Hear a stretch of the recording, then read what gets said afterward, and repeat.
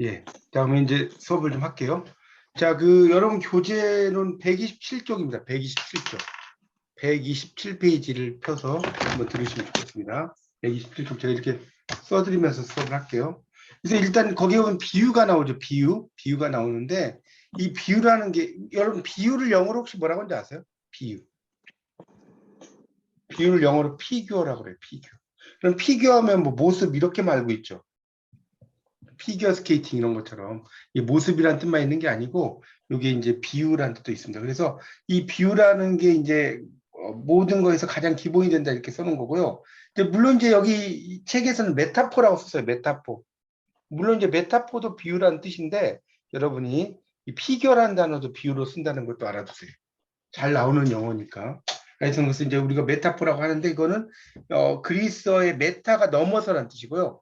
포라라는 게 가져간다는 뜻이에요. 브링 캐리라고 써놨죠. 그러니까 우리가 메타라는 말 자체가 뭐뭇을 넘어서 또는 뭐뭐에 대하여라는 뜻도 있다고 그랬죠. 뭐뭐에 대하여. 메타 뭐뭐에 대하여라는 그러한 뜻도 가지고 있습니다. 메타가. 그래서 우리가 뭡니까 메타 소설 이러면 뭐예요? 소설에 대한 소설이라고 그랬죠. 메타 소설 이러면 그런 이야기도 드렸습니다. 자, 그래서 하여튼 이 메타포라고 하는 것은 밑에 나오지만 어원에 따르면 비유란 언어 작용의 결합으로서 이에 의해서 뭡니까 그런 것으로 이제 결합으로서 이제 이에 의해서 한 대상의 국면이 다른 대상으로 전이 된다. 전이라는 건 옮겨간다는 거죠. 영어로 뭐죠? 트랜스포입니다. 트랜스포 쓰세요. 트랜스포 한다는 거죠. 우리가 옮겨간다는 의미로 이해하시면 될 것 같습니다. 자, 그다음에 이제 수사학이라는 말이 이제 그 밑에 나오는데 수사학은 우리가 뭡니까 웅변술과 같은 말이에요. 우리가 수사학이란 말 많이 쓰는데 이 수사학은 웅변술하고 같다고 써놓으세요. 웅변술. 그래서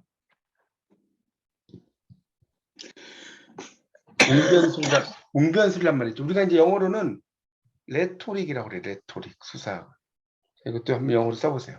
이 레토릭이라는 게 웅변술인데 이 수사학이라는 거기에서 보면 이제 비유라는 것은 시에서만 사용하는 게 아니고 일상생활에서도 자주 사용한다는 거예요. 이해 가시죠? 이 비유라고 하는 것은 그 일상생활에서도 교수님 좀 올려주세요. 예, 안 알겠습니다. 보이니까. 이렇게 예, 예, 이렇게 올려드릴게요. 예. 그래서 일상생활에서도 이제 비유라는 것을 사용을 한다는 것이고요. 그래서 이제 우리가 뭐 책상 다리 바늘기 거기다 좀 밑줄 칠까요? 책상 다리부터 책상 다리 바늘기 있죠? 쭉 해서 만든 말이다까지 그 밑줄 쫙 쳐놓으세요. 세 줄. 책상 다리 바늘기 산허리 여러분 병목이 뭔지 아시죠? 병목이란 것은 병목 현상 이런 것처럼 바틀렉이라고 그래요. 그러니까 우리가 뭡니까 이 차가 이렇게 갈 때 4차선에서 갑자기 2차선으로 갈 때가 있지 않나요? 운전하시는 분들. 이게 4차선인데 4차선이 갑자기 2차선이 될 때가 있어요. 이걸 병목 현상이라고 하는 거예요.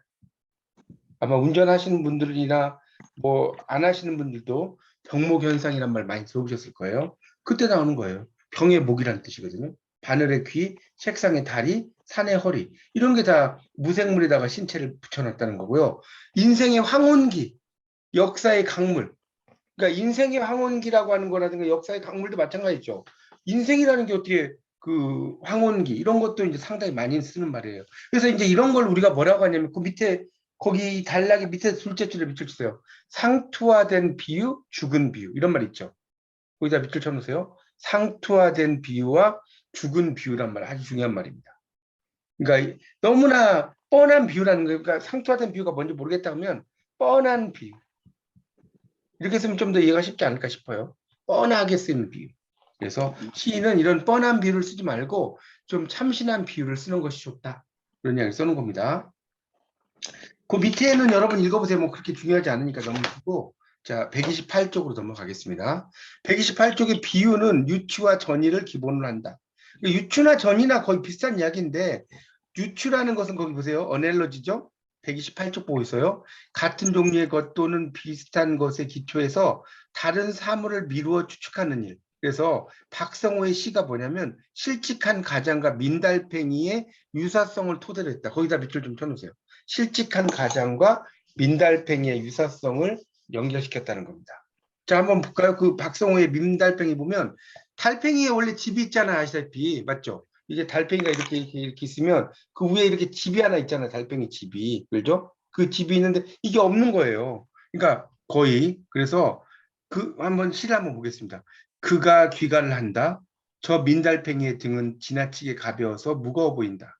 걷는다는 표현은 그에게 어울리지 않는다. 바닥까지 처진 어깨가 천천히 길을 밀고 나간다. 언제부터인가 그에게는 늘어진 어, 언제부턴가 그에게는 보세요. 언제부턴가 그에게는 늘어진 그런 그 양다리가 있다는 거죠. 양다리였으므로 이렇게 써놓은 겁니다. 언제부턴가 그에게는 늘어진 양 어깨가 다리였다는 거죠. 그 이야기입니다. 잠깐만요. 자, 그래서 그렇게 되었으므로 빨래처럼 처진 몸이 어색하지 않다. 지금 128쪽 보고 있습니다. 어깨에는 신은 신발이 없으니 당장 달아질 희망의 뒤축이 없어서 좋겠다. 그에게도 한때는 감미로운 집이 있었다. 아이스크림 같은 집. 그러니까 이게 여러분 보시면 아시겠죠? 이 민달팽이가 껍데기가 없는 집이란 말이에요. 민달팽이가. 지금 128쪽 박스 밑에 보이는 겁니다. 그래서 달팽이 종류와는 달리 껍데기 없이 맨몸으로 가는 민달팽이. 그러니까 일종의 실직자를 의미하겠죠. 실직자. 이게 직장을 잃어버린 실직자. 이걸 의미한다고 볼 수가 있겠죠. 그래서 거기에 기초해서 이제 그 민달팽이를 연결시켰다는 겁니다. 무슨 말 아시겠죠? 그러니까 달팽이는 자기 집도 있고 뭐 이런 게 있는데 그런 게 없는 그런 그 모습을 실직자하고 연결시켰다 이렇게 이해하시면 되겠죠. 그래서 이제 좀 더 읽어볼까요?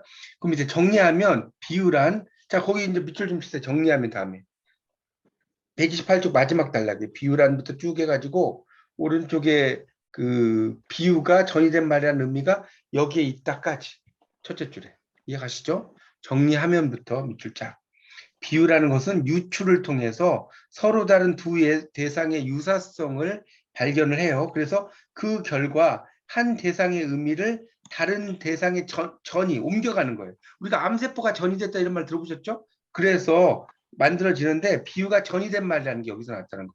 그러니까 민달팽이를 이야기할 때 민달팽이가 아니라 뭐라고요? 실직 가장의 이야기다. 그렇게 여러분 이해하시면 좋을 것 같습니다. 자, 129쪽으로 이제 넘어가겠습니다. 129쪽. 자, 129쪽을 이제 보면 두 번째 단락입니다. 그래서 비유를 통해서 연결된 대상은 원관념, 보조관념. 제가 저번에 한번 설명드린 것 같은데 우리가 원관념이 있고 또 뭐가 있다고 그랬어요? 보조관념이 있다고 그랬죠. 보조관념. 근데 이 원관념이라고 하는 것은 지금 여기 보세요. 그 원관념과 보조관념이 있는데 이걸 주지라고 돼요. 주지. 같은 말이에요. 자, 보조관념은 뭐라고 하냐면 매체라고 돼요. 매체. 그리고 원관념 또 이런 이야기도 했는데 영어로 테너라고 테너. 자 보조관념은 매체니까 뭐예요? 비커. 이 비클이라는 게 탈 것이라는 뜻이에요. 탈 것. 지금 제가 펜이 좀 잘 안 나와가지고 우리 좀 화이트보드에 쓰면서 보여드리니까 필기 이렇게 하세요. 이 같은 말입니다. 요게 같은 말, 요게 같은 말. 그 한 세트가 되는 거죠. 이걸 이렇게 봐야 되나? 이렇게. 원관념, 주지, 테너, 보조관념, 매체, 비클 이렇게 볼 수가 있겠습니다. 아시겠죠? VHICLE 이렇게 됩니다. 자, 그래서 이제 다시 보면 자 오른쪽을 보세요. 129쪽을 좀 보겠습니다. 그래서 이 비유를 통해 연결된 대상이 이제 이렇게 연결이 되는데 자, 그래서 이제 저번에도 제가 이야기했죠. 분수처럼 흩어지는 푸른 종소리. 그러면 뭐가 원관념이고 뭐가 보조관념이냐? 분수처럼 흩어지는 푸른 종소리. 다시 한번 복습해 볼까요? 우리가 김강균의 외인촌에 보면 분수처럼 흩어지는 푸른 종소리.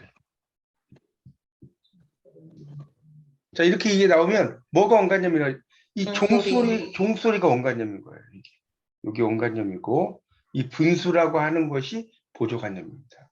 그러니까 보통 보조관념은 지규적인 표현으로 많이 써요. 우리 그 노래 중에 현철 노래 중에도 뭐 내 마음 별과 같이 뭐 이런 거 있지 않나요? 내 마음 별과 같이라는 것은 뭐예요?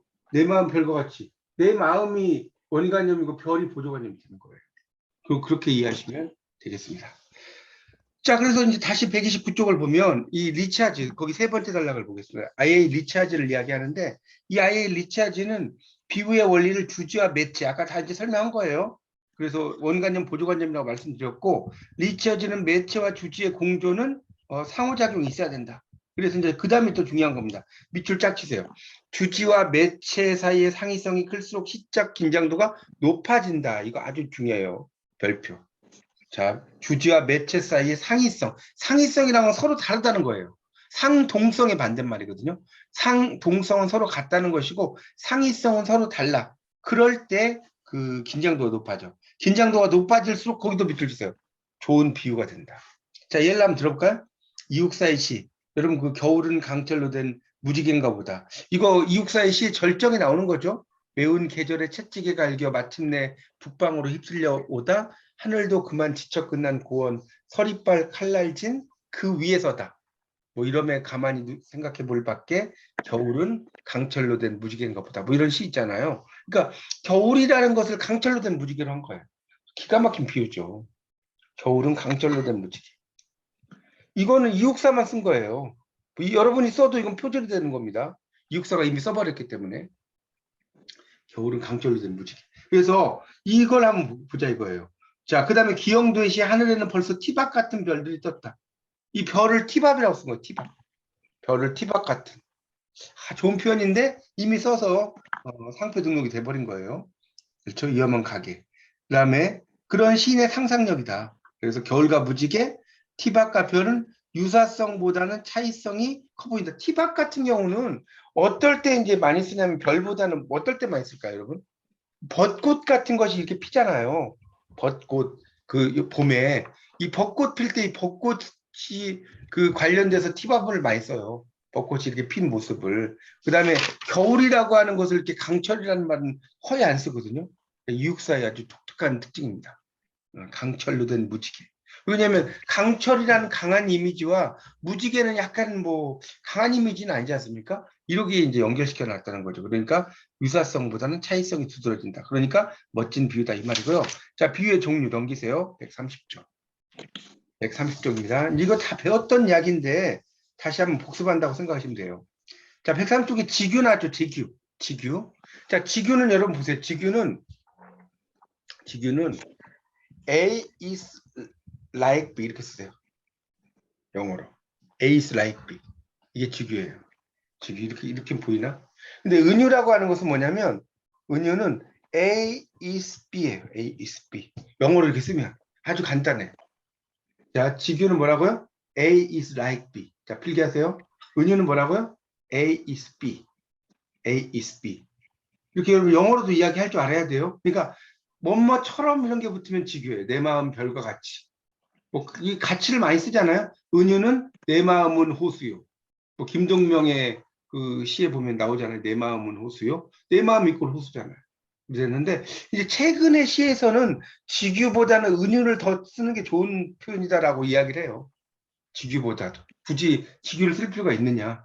근데 이제 옛날의 시들은 지규가 상당히 많았죠. 자, 여기까지 이해가시죠? 자, 그럼 이제 하나씩 보겠습니다. 자, 거기 130쪽을 볼까요? 비유 가운데 지규는 주지와 매체. 자, 이제 여러분 이야기해보세요. 주지는 뭐고 매체는 뭐다? 주지는 원관념. 그렇죠. 주지는 원관념, 매체는 보조관념. 네, 역시 확실히 졸업하신 분에 잘 맞추시네요. 맞습니다. 원관념과 보조관념이죠. 그래서 여기 보면 지규는 뭐뭐처럼 뭐뭐듯이 다 이게 뭐뭐처럼 이런 의미예요. 그래서 이제 그 밑에 보면 휠라이트가 이제 이렇게 이제 이야기를 했다는 거죠. 이제 이 어떤 표현이 비유인가 좋은 비유인가 이런 것을 이제 통해서가 아니라 그 변환의 질과 깊이에 있다는 거예요. 그러니까 시에서는 은유가 지규보다 더 기능적이라는 편견을 부정하며, 그러니까 은유가 지규보다 더 이런 것을 다음에 예를 든다. 문법적으로 지규인 보세요. 오, 내 님은 붉고 붉은 장미 같아라. 이거 되게 유명한 시예요. Oh, my love is like a red, red rose. 그러니까 내 사랑은 여기 like이라고 써놨죠? 뭐뭐처럼. 그렇죠? 레드, 레드 로우스니까 뭐예요? 붉고 붉은 장미처럼. 로버트 번스의 이야기거든요. 로버트 번스. 이런 시행이 문법적으로 은유인 내 사랑은 붉은 장미라는 표현보다 긴장감이나 활력이 더욱 강하다고 봤다. 그러니까 내 사랑은 붉은 장미가 멋지냐? 내 사랑은 붉은 장미와 같다가 멋지냐 이거죠. 자, 여기까지 이해가시죠? 붉은 장미, 여기서는 붉은 장미와 같다는 게 멋지다라고 이야기했다는 거예요. 이 누가? 휠라이트가. 그 이야기고요. 자, 기영도의 시가 나옵니다. 기영도. 그럼 기영도 문학관이 광명에 가면 이 기영도 문학관이 있거든요. 여러분이 이 경기도에 또 문학관이 있으니까 기영도 문학관도 한번 기회 되시면 꼭 가서 보십시오. 자, 이 시는 뭐 제가 다 읽지는 않겠습니다. 그냥 표시만 좀 해주세요. 자, 130쪽의 첫째 줄에 생선 가시처럼 밑줄 쳐보세요. 일단 생선 가시처럼. 130쪽 밑에서 둘째 줄에 사투리처럼 밑줄 치세요. 자, 131쪽에 위에서 일곱째 줄에 보면 성냥처럼 있을 거예요. 성냥처럼. 자, 밑줄 치세요. 그 다음에 131쪽의 마지막 연에 하나, 둘, 셋, 넷, 여섯째 줄에 톱밥 같이라고 있을 거예요. 톱밥 같이. 4개를 밑줄 치고 여기다 번호를 이렇게 넘버링을 해주세요. 1, 2, 3, 4. 넘버링이 뭔지 아시죠? 번호를 매겨주세요. 자, 그러니까 여기에 나오는 비유는 특히 직유법인데 직유법 몇 개 쓰였다? 4가지가 쓰였다는 거예요. 지금 이해가시죠? 궁중의 생선 가지처럼 뭐 놀란 듯 새하얗게 서 있는 겨울나무, 또 사투리처럼 몸을 뒤척이는 남자, 또 오른쪽에 나의 졸음은 질 나쁜 성냥처럼 금방 꺼져버린다. 그 다음에 청년들은 톱밥같이 쓸쓸해 보인다. 자, 이런 표현들은 이제 멋진 표현이 직유라는 건데, 자, 그 밑에를 좀 읽어볼까요? 기영도에 이 시에는 직유가 자주 등장한다. 위에 조치원에서도 직유는 여러 표현으로 활용되고 있다. 맞죠? 이런 직유들이 있어요. 그래서 차창 밖으로 보이는 겨울나무를 생선 가시에 비유하고, 기차 안에서 불편한 잠을 자는 사람을 사투리처럼 뒤척인다. 아, 이 표현 기가 막히죠? 여러분 생각해보세요. 사투리를 누가 이렇게 쓰면 잘 못 알아들을 수가 있지 않습니까? 사투리가 못 알아들 때가 많아요. 이게 사투리를 모르는 사람들은. 그렇죠? 그러니까 좀 불편하다는 거죠. 그런 거. 졸음은 질 나쁜 성냥처럼 꺼져버린다는 거. 그렇죠? 그래서 깊이 잠들다가 졸다 깨다 하는 것을 질 나쁜 성냥에 비유했다는 거고, 지구의 가장 큰 백미는 일단 넘겨보세요. 청년들은 톱밥같이 쓸쓸해 보인다. 이 표현이 기가 막히다는 거죠. 그래서 시인은 서울살이에 실패한 청년의 불확실한 상황을 톱밥의 부유라는 거는요. 이거 한자로 쓰면 이렇게 써요. 뜰부자에 놀 유자인데 이건 좀 한자로 써주세요. 부유죠? 부유. 뜰부자에 놀 유자입니다. 그래서 떠다닌다는 뜻이에요. 이 부유가 부유가 아니에요. 부유. 뜰부자에 뭐라고요? 놀 유자. 뭐 이걸 뭐 시험에 이걸 내지는 않지만 여러분이 부유한다 할 때 이 정도는 국문학과를 다니시면 쓸 줄 아셔야 돼요. 안 보고. 아시겠죠? 부유.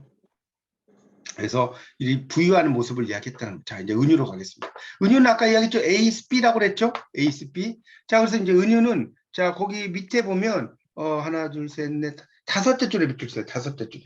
ASB는 아까 했고 A를 설명하기 위해 가져온 B가 A를 대체하는 자리에 은유가 성립된다. 자, 이렇게 밑줄 치세요. A를 설명하기 위해 가져온 B가 자, 그러니까 내 마음은 호수요. 내 마음은 호수요. 그러면 잘 보세요. 설명 좀 할게요. 자, 내 마음이 A예요. A. 호수가 B예요. 자, B라고 하는 것이 A를 설명한다는 거예요. 그 이야기입니다. 이게 지금 무슨 말이냐면 내 마음은 호수를 가지고 여러분이 써보시면 됩니다. 내 마음은 호수요. 지금 필기한 거 보이시죠? 자, 그래서 A를 설명하기 위해서 이제 B가 대체하고. 이제 그런데 여기서 이제 여러분이 알아두실 게 있어요. 뭐냐? 이 은유는 다시 두 가지로 나눠져요. 뭐로 나눠집니까? 밑에 나온 것처럼 치환 은유와 병치 은유로 나눠져요. 자, 은유는 두 가지로 나눠진다. 치환 은유와 병치. 자, 이게 또 시험에 잘 나와요. 이게 시험에 잘 나옵니다.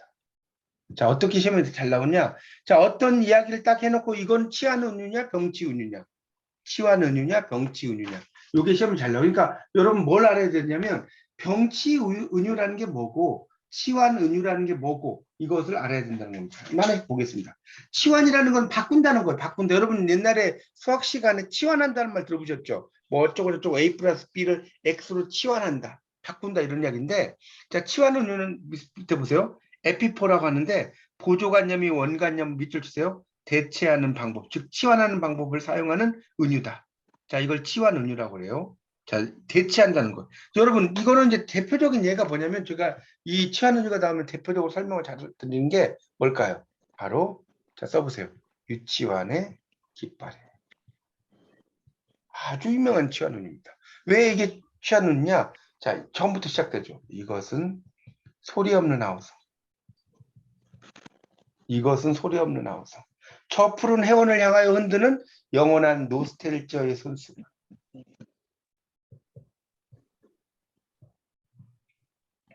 순정은 물결같이 바람에 나부끼고 오로지 맑고 굳은 이념의 표대 끝에 애수는 백로처럼 날개를 펴다. 뭐 이런 시죠. 그러니까 자 보세요. 깃발이라는 것을 보세요. 소리 없는 아우성이라고 한번 써놨죠. 그 다음에 또 뭐라고 했어요? 손수건이라고 또 했죠. 또 순정이라고 했죠. 또 애수라고 했죠. 아 누구인가 이렇게 슬프고도 애달픈 마음을 맨 처음 공중에 달 줄을 안 그는. 자 이게 전부 다 깃발이에요. 이게 갑니까 뭔 말인지? 그러니까 여기 지금 아우성, 손수건, 순정, 애수, 마음 이게 뭐다? 다 깃발이에요. 그러니까 깃발을 이렇게 아우성으로 치환하고 손수건, 순정, 애수, 마음. 그럼 여기에 표대라고 나와요. 시에 표대. 표대는 뭘 의미하냐? 깃발이 아니라 이때는 깃대를 의미하는 거예요. 깃대. 깃대가 뭔지 알죠? 표대라는 거는 깃대를 의미한다. 표대는 깃대. 그러니까 이게 기가 이렇게 있으면 깃대가 있을 거 아닙니까? 이렇게 기가 날리면 요게 깃대라고요. 요게 깃발이고 그렇게 이해하시면 될 것 같습니다. 저는 그래서 이 치환 은유가 나오면 여러분 무조건 뭐 생각해라? 깃발을 생각해라. 그러면 아주 쉽습니다. 자, 132쪽 이제 그 밑에를 보겠습니다. 그래서 이 치환 은유를 이제 일상의 언어 상황에서 이제 도입을 해보자 해가지고 쭉 나오는데 위에는 여러분 읽어보시고 밑에서 셋째 줄부터 볼게요. 자, 기지의 사실이나 사물에 대한 인식이 미지의 대상으로 전이됨으로써 미지의 대상을 이해 가능한 것으로 만들어주는 것이다. 기지라는 것은 이미 알고 있는 거. 자, 기지 뭐라고요? 이미 알고 있는 거. 미지는 알지 못하는 거.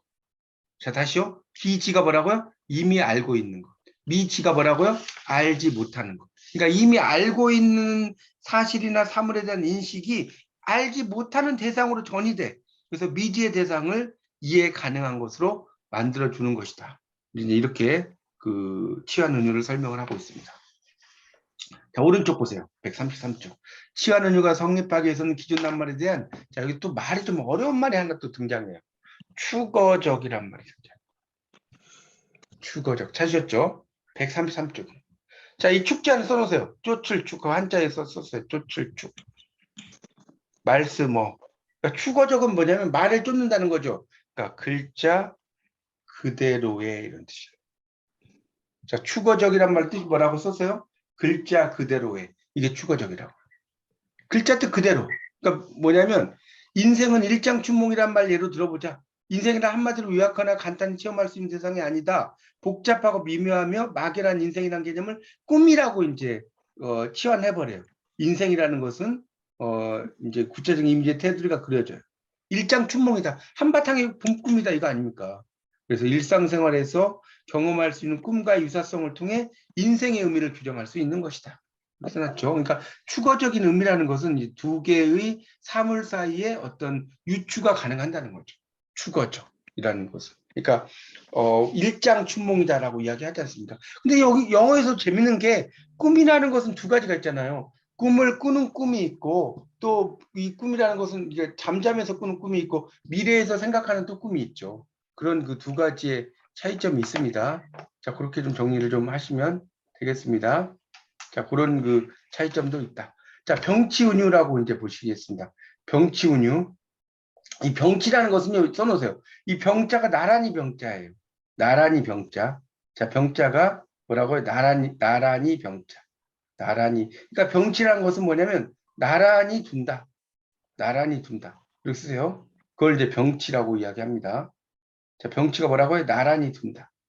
자, 그러니까 이 병치는 이제 보세요. 치안 은유에서 두 사물 사이의 상관관계가 손쉽게 유추 가능한 경우에는 독자가 긴장감을 느끼기가 어려워요. 그래서 주지와 매체의 차이가 클수록 그러면서도 둘의 결합이 절묘한 조화를 이룰수록 경감이나 그런 탄력감이 그 배가 된다는 거죠. 이게 치안 은유고요. 그렇다면 이 논리를 극대화시켜서 둘 사이의 상관관계, 서로 관련된 관계를 성립시키는 그런 의장을 제거해버. 의장이라는 것은 쉽게 말하면 어떤 틀이라고 생각하시면 돼요. 틀. 의장이 어려우면 틀. 그래서 병치운유, 다이아포라라고 나왔죠.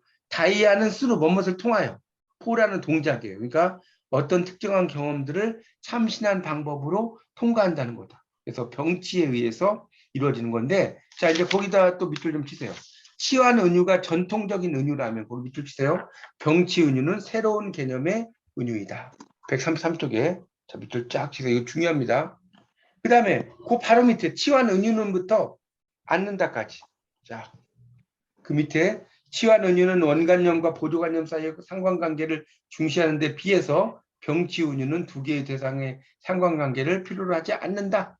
자, 이게 뭐다? 병치 은유다. 자, 병치의 뜻이 뭐다? 나란히 두는 것이다. 나란히 두는 것이다. 나란히 두는 것이다. 자, 그럼 이제 병치 은유 얘가 여러분이 너무나 잘 아시는 에즈라 파운드에 이거 전에 한번 설명드렸죠? 지하철 정거장에서가 나왔습니다. 넘겨볼까요? 134쪽입니다. 자, 보세요. 이게 이제 왜 병치 은유인지를 좀 더 설명을 드리겠습니다. 자, 여러분이 은유라고는 들었는데 이제 3학년으로 올라오면 이게 좀 더 깊어져요. 자, 134쪽이 자 보세요. 제일 위에 얼굴들 동그라미 얼굴들. 동그라미 줘봐요. 자, 꽃잎들. 동그라미. 자, 그러면 이거는 뭐냐? 낯선 두 대상의 대조예요. 자, 이렇게 쓰세요. 낯선 두 대상의 대조. 자, 이게 낯선 두 대상의 대조라는 거예요. 왜? 얼굴과 꽃잎은 똑같은 게 아니잖아요. 얼굴과 꽃잎은 다르단 말이에요. 그래서 이것은 낯선 두 대상의 대조다. 그래서 군중들 속에서 환영은 도깨비나 이런 거예요. 처럼 피어나는 이제 환영처럼 되는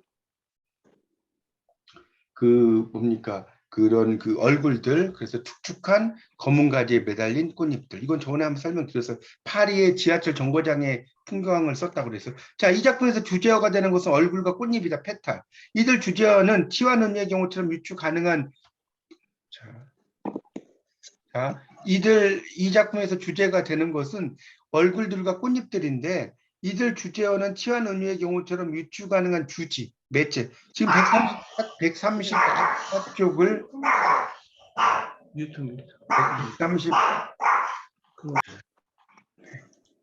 134쪽을 좀 보고 있습니다. 음속을 좀 해요.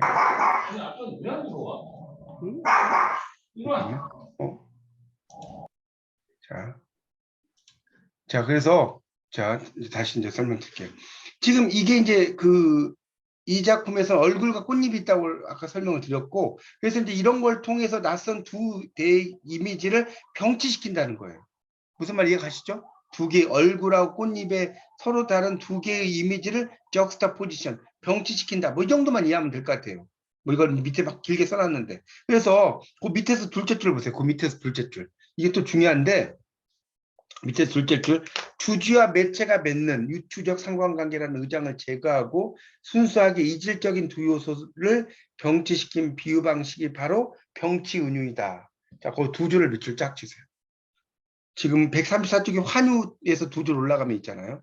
주지, 원관념이라고 해서 매체, 보조관념이 맺는 유추적 상관관계, 서로 관련된 상관관계라는 의장은 아까 뭘로 보라고 그랬어요? 틀을 제거하고 순수하게 이질적인 두 요소를 병치시킨 것이 뭐다? 병치은유다. 자, 그걸 병치시킨 게 뭐다? 병치은유다. 그런 이야기입니다. 자, 그래서 이제 병치은유는 여러분이 에즈라 파운드의 지하철 정거장에서 이렇게 이해하시면 돼요. 그러니까 이거를 보면 지금 뭡니까? 치환은유, 치환은유는 깃발이에요, 깃발. 치환은유는 깃발. 그리고 병치은유는 지하철 정거장에서. 아셨죠? 치안은유는 깃발이고 병치은유는 지하철 정거장. 이렇게 하나 예를 여러분이 꼭 알아두시면 공부하기가 아주 쉽습니다. 자, 환유로 이제 들어갈게요. 환유라는 것은 이것도 여러분이 많이 공부하셨잖아요. 환유는 뭐냐면 특징으로 전체를 나타내는 거예요. 특징으로 거기다 좀 써놓으세요. 특징으로 전체를 나타내는 이걸 환유라고 합니다. 우리가 대유법에는 여러분 뭐 2학년 때 이런 거 공부 안 하시는지 모르겠는데 대유법은 뭐가 있냐면 제유와 한유가 있어요. 제유가 부분으로 전체를 나타내는 것이고 환유는 특징으로 전체를 나타내는 것. 자, 다시요. 제유와 환유가 있는데 제유는 부분으로 전체를 나타내는 거, 환유는 뭐다? 특징으로 전체를 나타내는 거. 자, 그래서 이제 그걸 토대로 한번 보겠습니다. 환유는 하나의 대상을 그 대상과 연계된 즉 인접된 대상으로 표현하는 방법이다. 두 대상은 뭐 여러 가지가 있어요. 뭐 원인과 결과 표주와 실체 가지고 예를 들어서 백의가 백의민족을 상징한다는 거. 백의, 흰 옷. 우리가 여러분 재밌는 게 한국인은 백의민족이다 그래요. 그런데 흰 옷 입고 다니는 사람 별로 없어요. 그렇지 않나? 흰 옷 입고 다니는 사람 별로 없어도 백의민족인 거예요. 개념 이해가시죠? 그 다음에 또 재밌는 것은 이슬비 나리는 이른 아침에 우산 셋이 나란히 걸어갑니다. 빨간 우산, 노란 우산, 찢어진 우산. 이거 다 아시죠? 그런데 우산 셋이 걸어간다는 게 뭘까요? 우산 셋이. 이거는 우산을 쓴 아이들이라는 뜻이에요. 거기다 써놓으세요. 우산 셋은, 우산이 어떻게 걸어갑니까? 우산이 못 걸어가지. 우산을 쓴 아이들이 걸어간다는 뜻이죠. 그러니까 이게 특징이라는 겁니다. 그래서 이 러시아 언어학자인 노만 야콥슨이 은유환유와 그 관련해서 영향을 줬는데, 야콥슨은 실어증, 말을 못하는 환자 관찰하면서 증상이 이제 변해요. 하나는 문장이 골격은 갖추고 있지만 정확하게 어떤 대상을 지칭하는 낱말을 사용하지 못하는 유형이다. 낱말 선택하고 대체하는 능력을 상실해 버린 거예요. 실어증 환자들이. 또 다른 하나는 낱말을 정확한 문장으로 구성하지 못하고 낮게 낱말만 이야기하는 거예요. 그런 것을 이야기한다는 겁니다. 이런 게 이제 그래서 전자를 유사성 장애라고 하고 후자를 인접성 장애라고 한다. 이런 걸 하는데, 그래서 야콥스는 이런 실어증의 분석을 통해서 속성을 구명하는데, 자, 요게 이제 시험에 또 잘 나옵니다. 자, 밑줄 쳐야 돼요. 135쪽에 첫 번째 단락 밑에서 셋째 줄 은유는부터요 쭉 밑줄 치세요. 어디까지? 기초한다까지 세 줄. 은유는부터 기초한다까지 밑줄 치세요. 자, 그 다음에 은유 네모. 자, 그 다음에 유사성 가로. 그 다음에 환유 네모. 그 다음에 인접성 있죠. 그 밑에 가로. 그래서 은유 유사성. 은유 유사성이에요. 환유 인접성.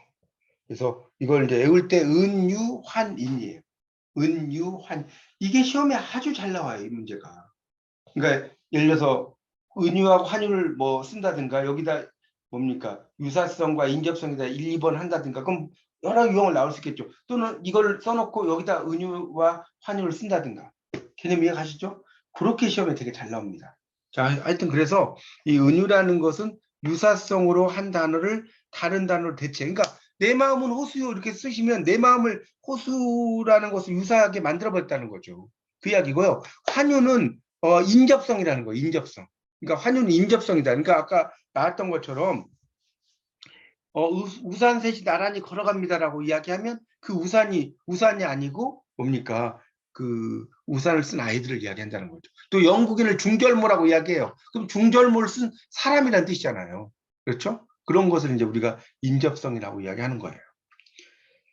자, 그래서 이제 그런 의미로 이제 쓰고 그 밑에도 이제 그 이야기가 나와요. 그 밑에 그 135쪽에 시가 하나 나오죠. 보세요. 이 시가 참 재밌어요. 보세요. 135쪽에 빈틈마다 발 하나라도 더 집어넣기 위해 밀고 밀리고 막 이렇게 가요, 사람들이. 지하철 여러분 그 아침 막 꽉 그 바쁠 때 지하철의 풍경이거든요. 전동차의 적재 효율 막 나오죠. 근데 영자야 엄마 나 여기 있어 밑에 아기가 깔렸어 숨 막혀 내 핸드백 내 구두 어쩌고 나오죠. 밑에가 사람들이 꽉 차 있는 모습 같지 않나요? 그림 자체가. 넘겨보세요. 드디어 전동차 문이 열리고 파편처럼 승객들이 튕겨나간다.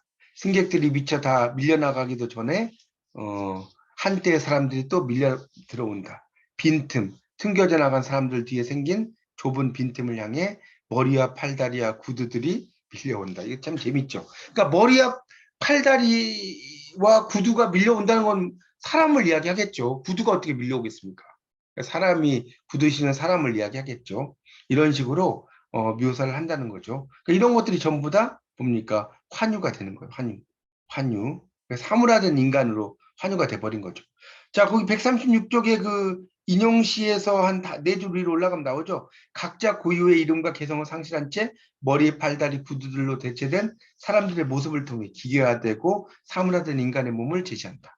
자, 그 밑에 이제 진은영의 또 시가 하나 등장을 하죠. 풀구든 입구든 주황색 초벌칠이 아름다운 철문들, 날아오는 돌멩이들 속에서 피어나던 빨간 유리 튤립, 상처난 이마 밟고 가던 꿈의 부드러운 발꿈치, 기억한다.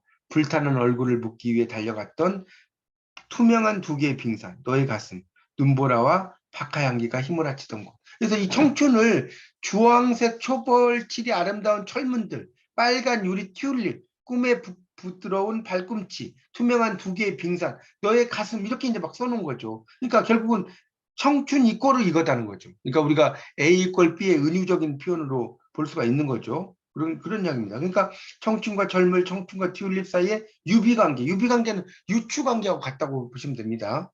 자, 그런 의미로 이제 볼 수가 있죠. 그러니까 이렇게 이거는 이제 뭐랄까 아까 은유에서 공부를 하셨지만 치환 은유로 이제 이야기를 하고 있다라고 볼 수가 있겠습니다. 그 정도로 하고 넘어가겠습니다. 상징 그 밑에 다음 페이지 넘기면 상징이 나와요. 심벌. 보통 상징은 뭐냐면 상징은 이렇게 이해하시면 좋을 것 같은데 일대 다를 의미한다. 자, 저는 이제 상징을 이야기할 때는 이런 비유를 해요. 일대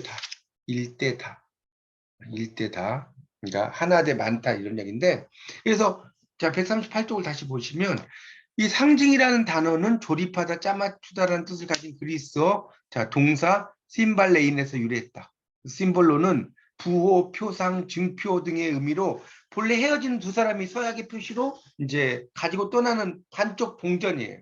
그래서 그러니까 동전을 이렇게 반을 이렇게 쪼개가지고 이렇게 나중에 맞춰보는 거죠. 그걸 이야기하는 겁니다. 네, 그런 것이다 하는 것이죠. 하여튼 대신한다는 소리겠죠. 자, 그 다음에 이제 그 밑에 단락에 보면 그 밑에 단락에 5째 줄부터 볼게요. 138쪽. 기호의 경우, 여기서부터 줄 주세요. 기호의 경우부터 암시적이다까지. 기호의 경우부터 암시적이다. 3줄 밑줄. 그래서 기호의 경우는 기표. 자, signifier, 기의, signified. 그러니까 기표는 표시가 된 거를 말하는 거예요. 그러니까 뭔 소리냐면, 여러분 다 1학년 때 공부하셨지만, 나무, 이렇게 써놓으면 이건 기표예요. 기표. 근데 나무를 보면, 나무 이런 모양이 떠올라. 이거는 기의예요. 그렇게 이해하면 됩니다. 시니피에 뭐 이런 말도 쓰죠. 소실의 구조 언어학에서. 그래서 그런 걸 이야기하는 겁니다.